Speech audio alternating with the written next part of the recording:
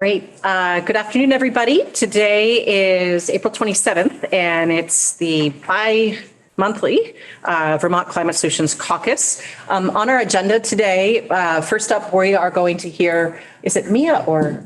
Mia. From Mia Watson from Vermont Housing Finance Agency. And what she'll be talking about is pretty important for all of us to know, since we did just pass from the House to the Senate S5, the Affordable Heat Act. So this is about a really creative, unique, brilliant concept to actually provide something called on-bill financing for weatherization services. So she's going to explain that and how it works for like 5 to 10 minutes so that you guys can take this home to your constituents. And then second, we will have Eric from Capstone. Are you from Capstone? No. Okay. Up from the Northeast Kingdom, from one of our weatherization, not weatherization. Financial energy coaching. Well, yes. So his role up in the Northeast Kingdom is to provide energy coaching as it relates to what to do in your house compared to financial options. So two of the things that I have heard everybody say is, how do I go back to my constituents and explain to them how you can do this work, how you can pay for it, given that it's not an insignificant upfront cost for many of these measures. So those are our two first agenda items. Then I passed out an updated Vermont Climate Solutions Caucus 2023-2024 policy priorities. And this caucus agreed to add 2 additional priorities to the 5 top priorities. And then on the back is the longer list. And what we thought we'd do for the third agenda item, hello, co-chair. Hello. For the third agenda item is sort of walk through what we've achieved thus far with 2 weeks left in the session, where things are at still, what hopefully we might be able to still accomplish. And then we'll talk a little bit about the great news that this is the first year of the 2-year biennium. So we can come back next year. And we'll talk a little bit about how folks want to meet up in the off session, given that we may not be around 2 Thursdays from now. So with that, welcome, Mia. Thank you so much for joining us. Thanks for having me. So I'm here to talk about the Weatherization Repayment Assistance Program, or WRAP. And WRAP came out of the Weatherization at Scale initiative through the Energy Action Network. And as the title suggests, it was intended to come up with ways that Vermont could weatherize homes on a large scale, compared to the very important work that was being done for low-income households through the Weatherization Assistance Program, but wasn't as scalable as something with a financing mechanism behind it. The program was started with $9 million from the legislature to get the pilot program started, and will run for approximately 2 years. And WRAP is an innovative on-bill financing program that was developed in collaboration with Vermont energy partners and regulators and utilities. And this came out of a review of nationwide financing programs and household focus groups. How WRAP works is that VHFA will cover most of the upfront costs of a weatherization project in a home and allow the participants to pay for project costs over time through a charge on their existing utility bill. And the amount of the charge will vary depending on the project, which I can talk about more, but the ones that we've seen so far are about a $20 to $25 charge that will last for around 10 years or up to 15 years. And all the projects with WRAP will include weatherization, so things like insulation and air sealing, but can also cover additional measures like heat pumps, wood stoves, and health and safety measures that are identified by approved contractors.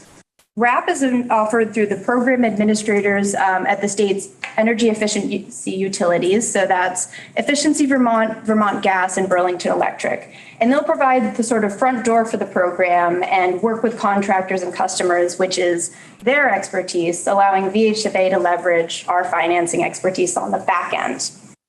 WRAP was designed to address many of the challenges that have historically kept moderate income households from pursuing weatherization projects in the home, including high upfront costs, limited access to credit, and limited availability to different types of homes. So obviously with the upfront costs, we're hoping that RAP will be able to finance projects to reduce or in some cases eliminate the upfront cost that the owner needs to pay for the project. In terms of limited access to credit, VHFA won't run credit checks, which is a barrier to a lot of moderate income households who don't want that to show up on their debt profile or don't have solid credit.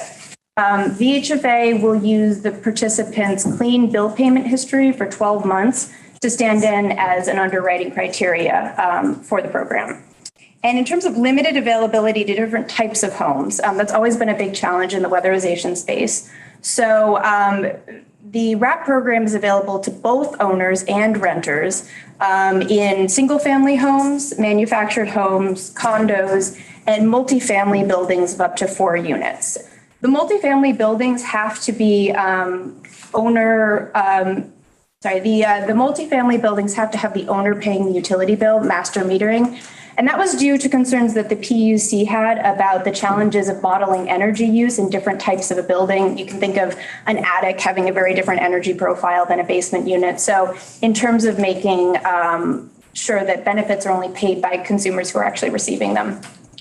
And so we're hoping that the pilot will sort of shed some light. This issue is called the split incentive, where landlords, especially in a tight market like we have very little incentive to weatherize their buildings if the renter is paying for utility costs. So this doesn't get all the way to the problem, but certainly there are a lot of renters in condos and single family homes and manufactured homes who can benefit from this since they're paying their own utility bills. Although the program is open to Vermonters of all incomes, the majority of program funding will be targeted to households earning between 80 to 120% of area median income. Households under 80% are certainly welcome to apply, but we're hoping that we can encourage them to use the state's weatherization assistance program, through which they're eligible for grant funding, not financing like RAP. The important part of RAP is that payment is tied to the meter. So if the customer moves, the next resident takes over paying the surcharge for the time that they live in the building and enjoy the benefits of weatherization.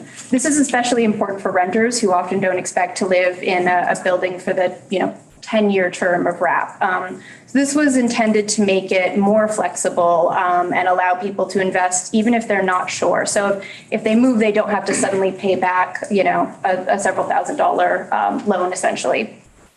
RAP's been carefully designed for consumer protection. They're screened so that the project so that the RAP cost per month, the average cost over the course of the entire year, exceeds so that the benefits, the energy savings that are estimated for the project exceed the monthly RAP charge by at least 10%. And we've seen higher in many cases, but our screening tool is built so that you never pay more over the average year than the weatherization benefits that you're receiving. And RAP is capped at either no more than 15 years or the useful life of the installed measures. So that way, again, you're not paying for RAP past the portion of time that the measures are actually saving you money. And certainly another important customer protection is that there are no shutoffs for this program. And weatherization on-bill programs are often backstopped by a shutoff sort of securing the loan. And we didn't want to do that as part of this program. So not paying the RAP charge alone will not cause a shutoff. VHFA is able to bear all the losses for this program because it's state funded, so we don't have to worry about financing risk for this program, which was really important to us. Currently, only homes that are served by Burlington Electric, Green Mountain Power, Ludlow Electric, Vermont Electric Co-op, or Vermont Gas can participate in the on-bill program. And we certainly offered the ability to participate with all the utilities, but certainly some of the smaller utilities were a little concerned that this could be really labor intensive for them. So we're hoping that once the program is really up and running at scale, we'll be able to get back in touch and say, we streamlined the enrollment process. You don't have to be a guinea pig. This is going to be pretty straightforward. And we do pay the utilities a setup fee, and they're able to take a small monthly charge off the top of the bill to compensate for them for their time. In terms of where we are with the project, VGS and BED are currently offering the program to their customers. VGS has several customers signed up already, and they're expecting about a 3 to 4 month turnaround between when a customer enrolls and when a contractor can finish a project based on sort of current rates. BGS we're expecting an NBD have a smaller customer pools and a smaller contractor pool. Efficiency Vermont will be the largest source of customers for the program. And they'll work with the customers of GMP, VEC, and Ludlow Electric.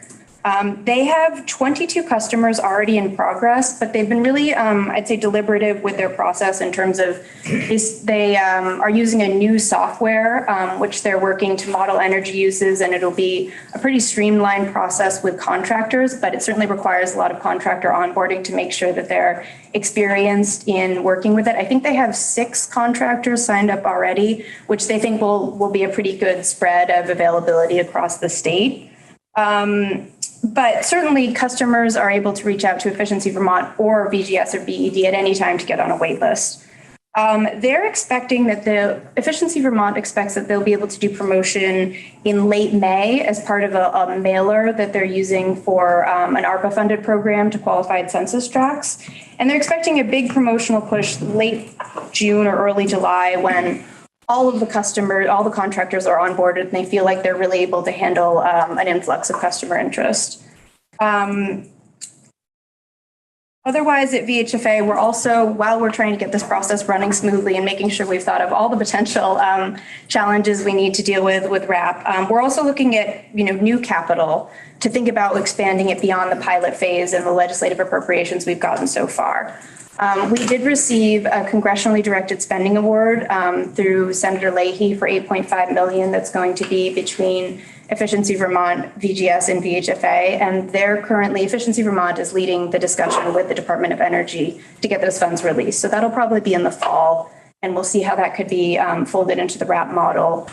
And then looking ahead, we're also looking at things like the Greenhouse Gas Reduction Fund from the Inflation Reduction Act. RAP is a really great program for the types of activities that are prioritized by that funding. So currently, we just have to get through this pilot phase and understand how the program works and what sorts of projects look like and where we might be falling short of being able to help Vermonters weatherize their homes. But there's going to be a lot of funding over the next few years that can be used to do the sort of weatherization at scale vision that was envisioned through this pilot. So I'm happy to answer any questions about that. Thank you. Yeah. You just mentioned pilot phase. How much of this do you think will be the pilot phase before you get on to Ways and means? Very good question. the bigger question? So the pilot phase, we're basically talking about this $9 million appropriations as funding the pilot phase. I think we're looking at about 2 years. Okay. We're expecting about 1,000 homes based on the sort of modeling around the average project cost. Obviously, Good sized pilot, actually. yeah, it's not a bad pilot. Very good. By Thank pilot we mean we've signed. Understood. Okay, yeah. Other questions? Rep. Caucus. Yeah, this sounds a lot like a program which sounded really good several years ago, which instead of tying financing to electric bills, tied it to property tax bills. And that program had very low uptake and went away. And so I'm wondering, if this is sufficiently different from that, if we kind of learned our lessons from that program, that's going to help this one be more successful. And what sort of changes there, why we might expect this to work, where something which on the surface sounds pretty similar really didn't go anywhere. Yeah, so I'm not very familiar with that program. It's actually my predecessor who did a lot of the legwork of researching programs. What I will say is we've had a lot of customer interest so far, and I think the difference is fuel prices are really high right now and really volatile. And so I think a lot of customers, especially non-natural gas customers and customers who are on fuel oil or kerosene, are going to be more interested in this program than they were before. Things like heat pumps are also more attractive to consumers, and funding incentives through the utilities have also gotten better. We've also heard from consumers that things like RAP's low interest rate, VHFA will charge a 2% interest, so it's lower interest than some of its other programs, and having it on your existing utility bill and being able to move have all been cited as things that may make it more attractive to customers than other programs. But again, this is a pilot, so we're going to have to see what the intake is and what tweaks we might need to make it more effective. But I personally think that we're going to find customers for the about 1,000 we budgeted through this pilot. Yep. And I'll just add, what you're referring to was called PACE, Property Assessed. Yeah, we were trying to. Could not think of the name. In the E, clean energy. But basically, I mean, a town had to go through a process and then the realtors had to, it was multiple steps. And from what I heard, 10 years ago when this was originally envisioned, and it has worked successfully in other states. I mean, California has a very successful PACE program. What I have heard from 10 years ago is that the implementation was just too complicated. And too many steps and too many hurdles to actually see that uptake. Okay. I think Representative Austin and then. Yep. I just was wondering, is it safe to assume that our constituents will be notified by the electric company like Green Mountain Power, Burlington Electric?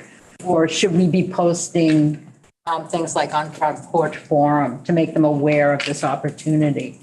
Yeah, absolutely. The utilities have expressed an interest in marketing to their customers as well. Certainly, we'd appreciate any efforts to share the program through other channels, including Front Porch Forum. I think we at VHFA had planned to send out a mailer to legislators, and we were just waiting a little bit longer until some of the marketing materials and Efficiency Vermont in particular felt that they were really ready to offer a good customer experience. But definitely any chance of getting the word out will be welcomed. And in that mailer, if you could just put an example or sample of what we could just kind of pop into Front Porch Forum or whatever, that would be really helpful. Absolutely. Yeah, we're happy to do that. Thank you. And you're welcome to share that with me, and then I can share that with the caucus and also with all of the leaderships in case they want to spread it more widely.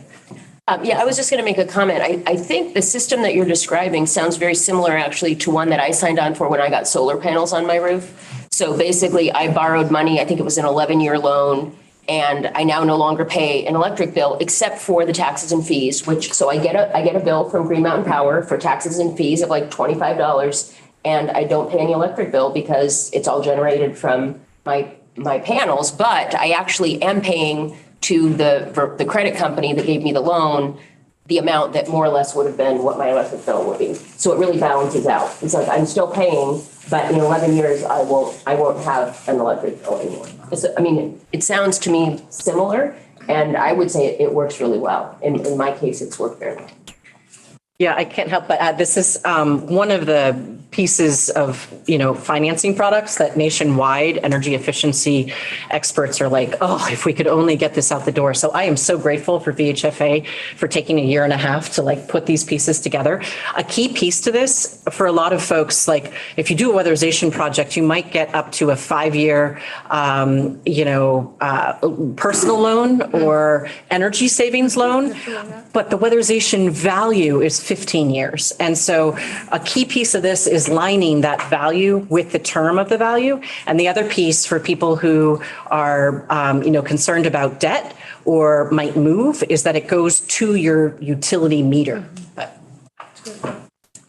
did you? That's my question. So Oh, okay. Other questions? Yeah, I had a question. So if they sell the house, Could you introduce yourself? I'm Eric Schultz. I'm a Green Saving Smart financial and energy coach. Yes. I'll be speaking next, sorry. It's great. If a new owner comes in, assumes the product, they're going to assume the loan. That's what happens for whatever project took place, right? So is there any thought, is there any pushback if maybe that new owner doesn't want to assume is taking on a new house and a new mortgage and maybe unexpected? Yeah, that was certainly considered in the program design. What will happen is we'll prepare a disclosure, that basically says in the participant agreement that says, you have to disclose this to a new owner. VHFA will also be filing an entry in the land records, which we've done for other mortgaging programs. And that basically says when someone runs a title check, presumably, in addition to the owner's contract responsibility, will come up that this is attached to the house. It is attached to the utility bill, so it shouldn't be like this is sort of phantom, thing that needs to be connected. Once you get reconnected, it'll automatically attach. So certainly we're interested to see how that'll play out in practice, but it has been considered. Yep. And for situations where there is a renter, what will happen is you need the landlord's participation to be in WRAP as a renter, and the landlord has to sign something that says I'm going to disclose this to the next renter. If I can't get them to sign this agreement that they're going to pay for this, I, the landlord, are responsible. So, again, pilot phase, we're going to have to see uptake among landlords. They get, weatherization done to their property. It's a significant benefit, but there are some responsibilities that the landlord is going to have to take. So I think we'll see. Thank you. And I just want quickly one more. If the consumer credit challenge coming in, it's 12 months of on-time bill payment with the utility. Yes. That's all they'll need to qualify. Yes. That's excellent. Thank you. So let's take, okay, really quickly, because we have another 3 things to hit in this agenda. Mike Yatoska. How you doing? Mike Antashka. Welcome back. A lot, but my question is, what happens if something happens to the property? For instance, the house burns down. What happens to the obligation to repay that? That's a good question. I think that was contemplated in the program agreements. It says basically, like, if you remove this, you are still on the hook for paying it. I don't think the HFA wants to get punitive with anyone whose house is burned down.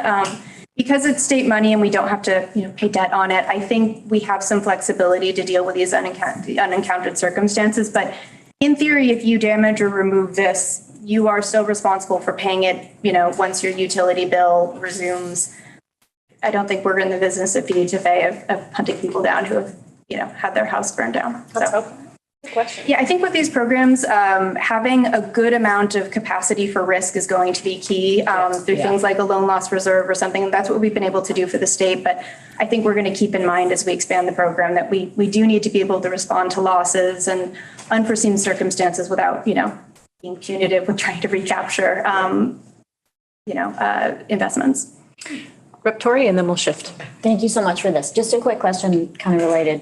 When the property transfers to either a renter or a vacant owner, does the value of that investment get conveyed to them?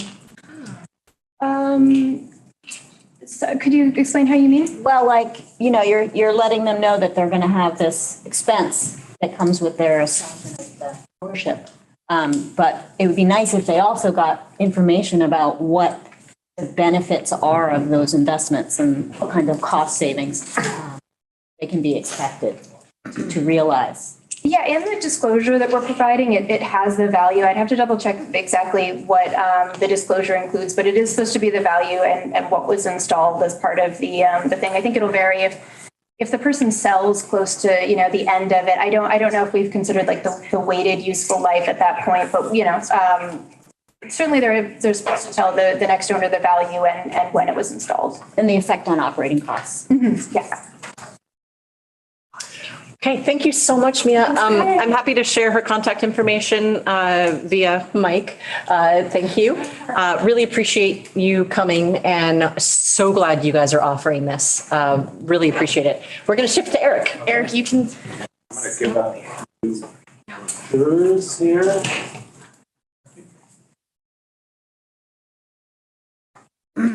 Thanks for that coverage. And thanks so much for having me. I'm last minute, hopefully I'm prepared here, so just That's gonna have perfect. a little conversation with you. I wanted to thank you all for supporting S5. It's really important, and I know there's been a lot of effort. Thank you so much. My name is Eric Schultz. I'm a financial and energy coach with the Green Saving Smart program, financial and energy coaching program. I serve the Northeast Kingdom through Northeast Kingdom Community Action. For those of you that don't know about our program, we as well are a 3-year pilot program. We started fiscal 2022. We are funded by the Senate Committee of Natural Resources and Energy, and the grant is administered by OEO. Program in general is financial coaching, financial counseling, kind of through the lens of energy efficiency. And what we're really trying to do is reduce people's carbon footprints, stop burning the fossil fuels, electrify transition. So weatherization, heating systems, transportation, And a lot of the issues that we're coming up, and low to moderate income people that we're serving. So it's 80% state median, and up to 120% for BIPOC, single parents, single parent head of households, and new American families as well. So program looks, well, what we're really going for is one-on-one coaching, incentive navigation, getting people weatherized, and transitioning again into more efficient vehicles, more efficient home heating systems. We have a statewide team. So each of the community action agencies currently has a coach. And we're here, we're ready to help. We're ready we really want to get the word out more. I think this was really huge. The opportunity for people to finance some of these weatherization projects, some of these bigger projects, and tie it on to their utility bill. I'm seeing in the Northeast Kingdom credit issues for sure. People, they just don't have, the credit. They're challenged. They don't have the income really to take on a lot of these projects. And a lot of people that do talk to me are kind of either over income or right on that kind of benefits cliff. So it's really getting the word out. And I think when some of these incentives come in and some of these rebates that aren't tax credit based, these direct rebates come in and really help people not only do the right thing for the environment, but a lot of the pushback that we're getting is, hey, it's got to save money for people too, right? So when we get to that point and a lot of these direct rebates come out, a lot of these other programs come on board, I think it's going to be super helpful. Yeah, I wish I had more prepared here for you. Like I said, I literally got a couple minutes notice on this one. So we're here to help. Any questions you might have, greensavingsmart.org is our website. All the requirements are on there. People can sign up, get connected with a coach there. And I'm happy to take any questions, and I'll keep it short for you. Yeah. You mentioned 80% of median income. Is that what's the range though? Like, is it 80% and below, or 80 to 120%? Yeah, so it's below, and then the 120 below is. They go to 120 for BIPOC, New American, and single parent households. Okay, so 80 or below, right? I got it. Okay, thank you. Have you presented to our social equity caucus? Probably not. No. That's a great idea. It would be really helpful suggest that. Yep. Make that connection. Yep. That is something I can run by our team lead to our Yeah. Every Thursday on Zoom. Yeah, so you have 2 more weeks. Okay. Oh. They meet all summer. Also, what? They meet all summer. Oh, they do. Oh, great. Excellent. Yeah, and I think the key piece, and besides, from everybody that, wow, how do we pay for these? Because it is that upfront cost, making sure that you've got a 15-year term or up to a 15-year term is a huge way to actually spread those costs over the value of the investment. The other thing I've heard is having been someone who went through doing my house over 10, 15 years in terms of energy efficiency and all that, it is a maze. And and I work in this field, to try and figure out, okay, I can get this much from Efficiency Vermont, and what can I get from the feds, and and if you're a single person, like a single parent with kids and working 2 jobs, you need someone like this. So I just wanted folks to know that these resources are there, because it is a key part to S5 and everything else we're looking at. Mm-hmm. Absolutely, and I appreciate it. And a lot of the folks that I work with, if you're struggling, just to keep a roof over your head and where your next meal's coming from, you don't have the bandwidth to be thinking about heat pumps and your next navigating incentives for an EV and how you're going to get a charger. So And the flip side is you need to reduce those costs even more so because the energy burden is larger for you usually. absolutely. So happy to share Eric's information as well. Thank you so much. Yeah, thank you. Really appreciate it. So third, we're just going to, the last time we pulled this out, we had three priorities in the front. We had the Affordable Heat Act. We had, so shifting to the policy priorities, we had the climate resilience through conservation goals and planning. And then we had transforming transportation. I shifted that one to the back because it's the only one that actually, it kind of moved on the T bill. You know, it's not really an H101, it's part of the transportation bill. But the caucus also agreed to add H242 to our list of priorities, establishing jurisdiction for thermal energy networks. This is as we're talking about affordable housing and, you know, really, or even moderate, like any form of housing, as we're talking about the need for housing in Vermont. It's a great opportunity if you're looking at, you know, 10 units on a 5-acre lot or 25 or however many, having just walked out of S100 discussion, however many units you're talking about, at the upfront is when you would want to actually think about, does, you know, underground networked geothermal systems make sense or ground source systems make sense? It's not something, you know, in terms of the cost effectiveness, it costs more if you're just doing it one for one. But if you're doing it within a planned community, the numbers crunch out far more effectively. So that bill we have not picked up yet, but it is a topic of interest. And so it's, you know, it's likely that we'll be able to perhaps put some time into it next year. The Affordable Heat Act, you know the update on that. H126, I believe that was voted out of Senate Natural early last week, I think. So it might be going to the floor at some point. Another bill that the group agreed to was this is S145, creating the Community Resilience and Disaster Mitigation Fund. So this is really addressing the fact that a lot of our local communities are the ones, if you think about culverts and you think about small bridges and you think about, you know, public buildings right next to rivers. It's a lot of our smaller communities that may not have a lot of financial resources to address some of the storm events that we're seeing from climate change. So this essentially creates a community resilience and disaster mitigation fund, which would award grants to covered municipalities to provide support for disaster mitigation through an assessment on insurance premiums. And mitigation measures may include electric grid hardening, slope stabilization, watershed restoration, drought mitigation, construction of emergency shelters, similar activities that directly reduce risks to communities, lives, and property while decreasing costs associated with disaster recovery.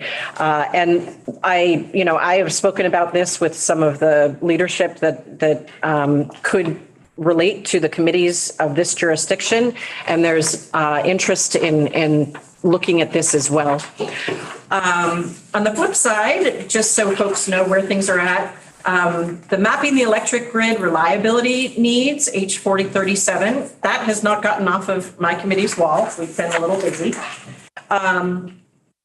I think Representative Dolan left, but I don't know where H248 is. This is the concept of creating a green bank. I do know that the Vermont Bond Bank and the Vermont Economic Development Authority and the Vermont Housing Finance Agency, those three entities are in discussion about how they can really leverage as a collaborative the opportunities coming from federal government. So although the bill may not have moved, I know that those three entities are talking about how to collaborate and how to make sure that we don't miss those opportunities at a federal level. You're leaning forward. Did you have something to add? Yeah. Okay. Unrelated, but important. Get to it someday. Okay. Is this helpful to walk through where these bills are at? Okay. So growing, retraining, attracting thousands of Vermonters into the climate workforce careers. There are a variety of bills that are addressing this. The one that the House passed out of economic development, House Commerce and Economic Development, there were two pieces there. There was support for Vermont Sustainable Jobs Fund to provide coaching to businesses looking into energy services and providing some of the services that might be offered through the two programs you just heard. There was funding there also to establish essentially a means to communicate to Vermonters about the opportunity in the world of climate workforce.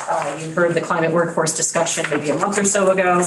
There was money put aside to try to push that message out about, hey, there are some really good job opportunities in this area. This is how you could start getting the training for it. This is where you could go. Here are some incentives, ways to like not lose money while you're getting the training. That money, as I understand, has been cut in the Senate. So we'll have to regroup on that one.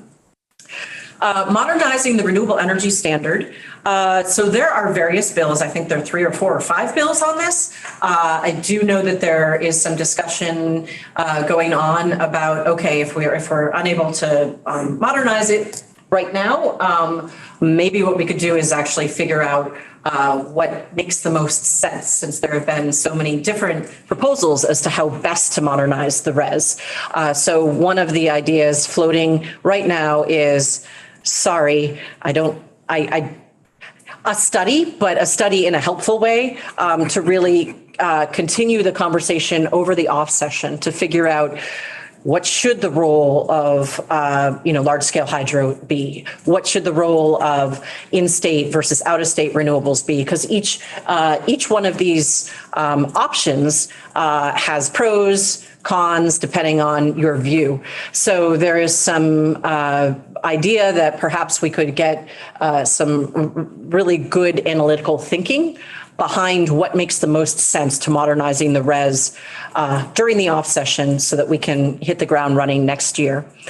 Addressing non-compliance with state building energy codes, that has been inserted into S100. So we were just talking about that today. Divesting state pension funds from fossil fuels. S42 made it through the Senate, and I believe it is now in. Yep. Yeah. Oh, great, please. Yeah. So it's in House Gov Ops. Okay. And Lucy, you can jump in here too. There's a lot of pushback on this, and it's coming from unions, the unions who are, I think, rightfully concerned that this is not going to be good for their pensions. We heard some testimony today, and the testimony is on our website, which I think can be very helpful. It's from a consultant who's not necessarily dedicated to climate as much as he's for getting good financial information out there. And one of the takeaways is over the last 10 years, fossil fuel companies have really not been performing well. And they're not a good investment, and the future for them is not a good investment. So for that reason alone, it's a good thing to divest. If we want to become carbon free, it's an even better idea. So I think there's some good arguments about why this is a good idea, and it will either hold harmless or benefit the pension funds. So there's, what was his name? I can send it out to you, but it's, point by point, he answers the questions and gives some good financial information out there. Thank you. So noticing the time, 12:49, there are various bills that relate to food resiliency. I'm going to let Mike Rice chime in on that if there's anything in particular. Well, yeah, I mean, not a ton in particular. I think, looking toward next year, for sure. But also, I think this is a place where we can sort of make an argument about a lot of the things, universal school meals you might not think of as a climate-related bill, but it really is doing work to build, local and regional food systems. We heard a lot of testimony in House Ag as we were going through that bill from school food service directors and other folks in those kinds of positions who said, universal school meals and the security that it brings to school meal programs allows them to purchase more food from Vermont farms, period. Even without all of the additional incentive programs that are already in place and others that we talk about down the line. So those kinds of bills, I think, are sort of at the periphery of what we think of when we think about the bills that are relevant to our caucus. But, I'm here to make a case for them. Great. And remember, first year in the biennium. So the last item here, having the state lead by example by requiring, with exemptions, the state to install non-fossil fuel heating systems in state-owned buildings when they are replacing an existing system. This is H328. I believe there's a Senate companion bill. I don't think that this is necessarily moved in institutions, but we can leave that for later. The last two items I just want to mention, next week, there is likely a precedent related to a bill that we passed last year related to contractor registry being launched, and hopefully as many of the Climate Solutions Caucus can show up because it is related to how we actually figure out, the status of our buildings and making sure that we're reaching out to contractors about training opportunities. And finally, so stay tuned for press event information about that. Finally, do you folks want to meet up? I'm assuming yes, because we have in the past during the off session, since this might be our last meeting. One of the things that's been teed up is our name accurate, Climate Solutions Caucus. There are a lot of things here related to climate resiliency, related to food security. So one of the things that's been raised to me by a number of people is, is this just climate, or is it a broader conversation about how we live in Vermont in a way that prepares us as well as tries to mitigate impact? So one idea is to hold off till September. Another idea is assuming if we meet again in June, we could have a little party after that. Anybody interested in a June party after if we meet up? Sure. Okay. Anyone interested in a September meetup? Either way.